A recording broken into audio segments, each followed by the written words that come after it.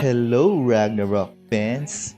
In this video, I'm going to share my Assassin Cross critical build.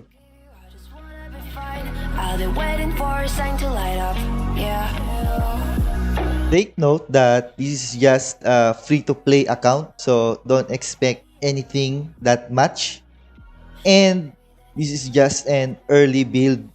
So I'm going to put here the items and cards that I think are achievable as an F2P during the early stage of the game, and then maybe later on I'll make an adjustment once other much more rare or expensive items can become much more achievable as an F2P. So here's my current skill build for your reference. Basically, I max everything that's related to being a critical type assassin. And then I put level 1 only on Rolling Cutter and Meteor Assault so that I can use them during my AFK or PvE grinding. And here are my grinding skills and PvP skills. Rolling Cutter here is optional. You can still put it, especially during the co-op or group PvP fight. But in terms of 1v1, I think it's okay not to put it so that your normal attacks won't get interrupted. And here's my stat build for your reference. Take note that my stats right now are not yet the stats that I want. Basically, I haven't made a reset on my character.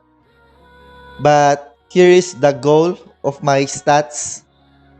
So, luck, I will put luck until I reach a crit rate of 100 to 120.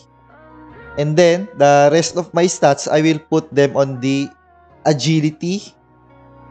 And then, I will make a ratio and proportion of the STR and VIT. 70% of the total AGI points will be my STR.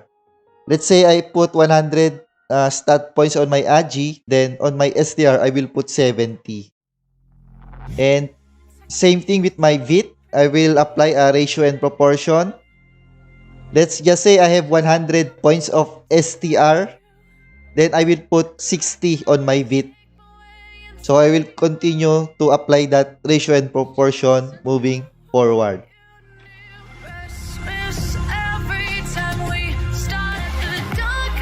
And finally, here's my item and card build that I want for my critical build. For the weapon, I will use the Cursed Dagger. And then I will put skeleton cards. So, for this one, you have an option to use the Poison Dagger. But, as an F2P, I think it will be difficult for us to transcend the Poison Dagger because that one is a rare item, and later on, even if players can start selling them, I think you will have to compete with spenders to buy those rare daggers that are required to craft the Poison Dagger. Anyways, Cursed Dagger for me is not that bad at all. Especially that the Cursed Dagger has the damage increase, which is good for critical builds, and it can apply curse on your targets when you're doing basic attack, which is very good in terms of 1v1 PvP. So I think the Cursed Dagger is designed for a 1v1 PvP scenario. And here are my armors. I will use Peyu's Plate with Pego card, Helm, Rune Circlet with Infinite Golden Thief Bag card, Mantiu Sabas Hood, Infinite Eclipse card, Necklace Cold Heart with Spore card, and Ring. We have plenty of options here. We can use Poison Spore, Infinite Osiris card, or Chon Chon card.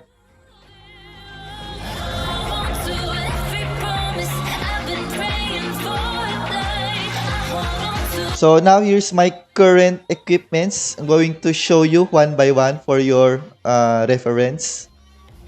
So right now I'm using Crimson Dagger plus 40 with triple skeleton card at the moment. But later on, I will change this to a Cursed Dagger, which I just need a hard skin to craft. Then later on, I will replace it. I'm using Pious Plate with triple Peko Peko card that can give us the max HP and max HP percent. By the way, for the skeleton card, I like the skeleton card because I want the stun rate on basic attack. Especially if we have high agi. In the future, I think this one will be a very much helpful card during 1v1 PvP. I'm using Rune Circlet with triple GTB card at the moment. Sabbath Hood with an Infinite Eclipse card, or Whisper card is also an option in case you don't have the Eclipse card. In fact, Whisper card is much better on a 1v1 scenario because you cannot use the movement speed during PvP. I'm using Cold Heart. Then later on, I will just change these cards. And then Ring of Protection. Then later on, I will just change these cards. And that's it. So that's my early build on my critical type Assassin Cross. So I think all the cards and items that I mentioned there are achievable as an F2P. And moving forward, there are better cards or better set of items, then I will adjust accordingly. And that's it. Thank you and bye-bye. Like and subscribe.